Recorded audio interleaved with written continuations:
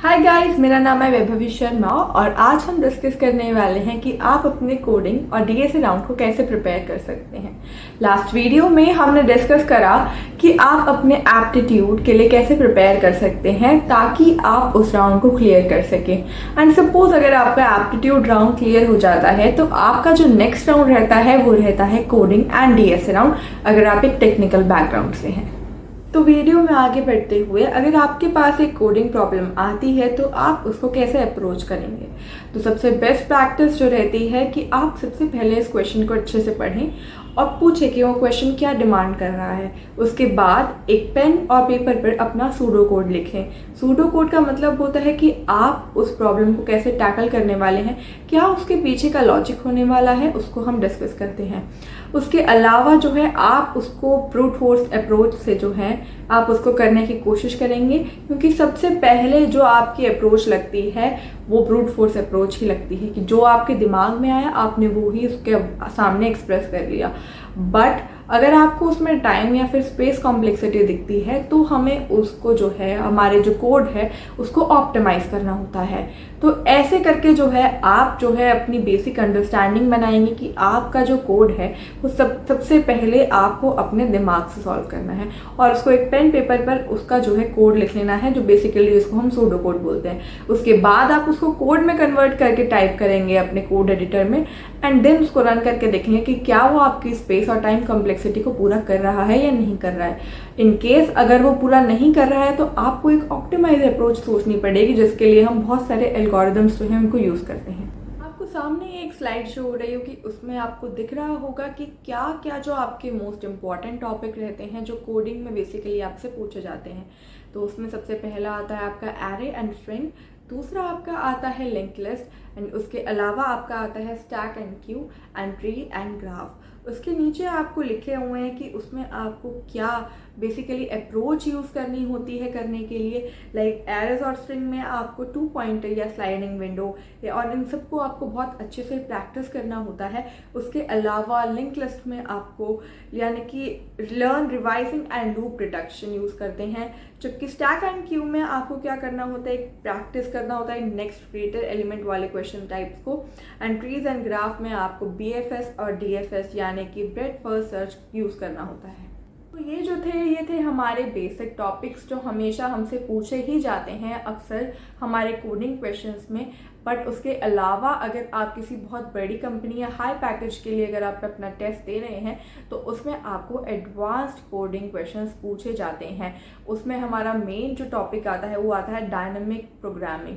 Dynamic programming बहुत ज़्यादा difficult होता है, तो बहुत लोगों को ये कंसेप्चुअल इनका जो होता है बहुत वीक होता है एंड वो इस क्वेश्चन को सॉल्व नहीं कर पाते हैं। उसके अलावा recursion and back tracking and math and bit manipulation जो होता है वो भी यूज़ किया जाता है इनमें।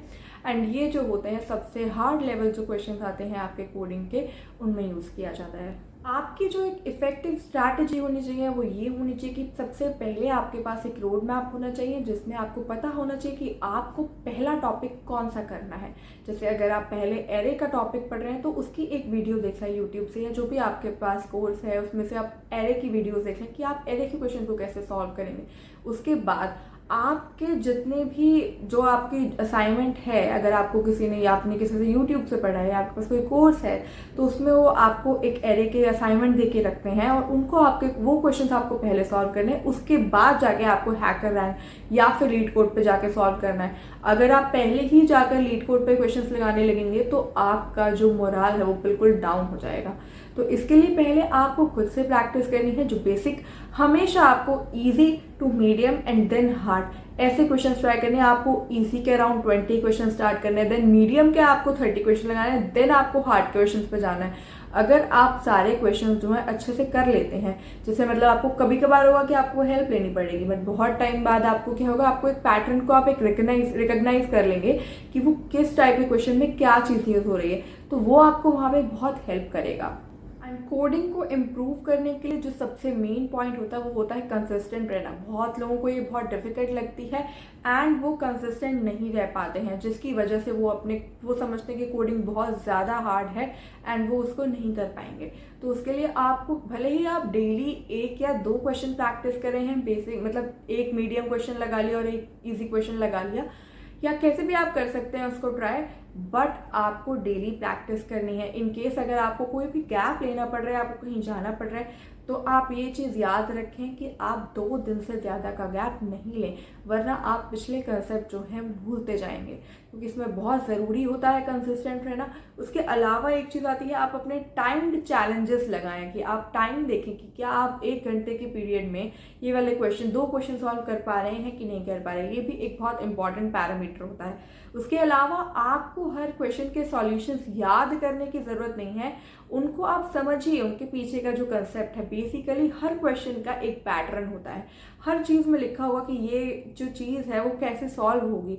अगर आप ज़्यादा से ज़्यादा क्वेश्चन एरे के लगाएंगे, तो अगर आपके सामने एरे का क्वेश्चन आ जाएगा तो आप समझ जाएंगे कि वो एरे का क्वेश्चन है। एंड उसके अलावा जो है, आप अगर कहीं रुक भी जाएं तो आप जो है बेसिकली चैट जीपीटी या फिर किसी की भी हेल्प ले सकते हैं, किसी यूट्यूब का ट्यूटोरियल देख सकते हैं। उसमें आपको कोई बिल्कुल ऐसी बात नहीं है कि आपको समझ ही नहीं आ रहा है या वो नहीं हो रहा है, बट बहुत इंपॉर्टेंट होता है कि अगर आप कहीं रुक गए हैं तो वहाँ रुके नहीं रहना है, आपको हेल्प लेनी है जितनी आप ले सकते हैं।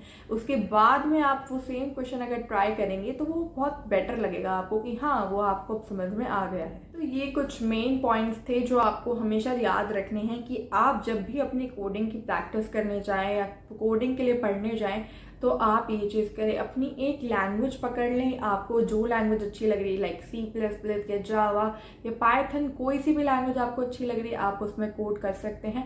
उसमें आप डीएसए को मास्टर करें। डीएसए को मास्टर करने के बाद आप उसके क्वेश्चंस लगाएंगे।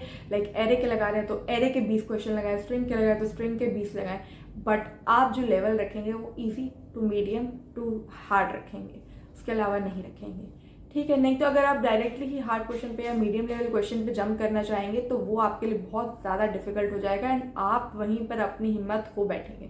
तो बहुत इंपॉर्टेंट है कि आप इस चीज़ को बहुत ध्यान से रखें। एंड उसके अलावा एक रोड मैप बनाएं, रोड मैप को फॉलो करें एंड उसमें कंसिस्टेंट रहें। एंड मैं भी देखती हूँ कि आपका कोडिंग राउंड कैसे क्लियर नहीं होता है।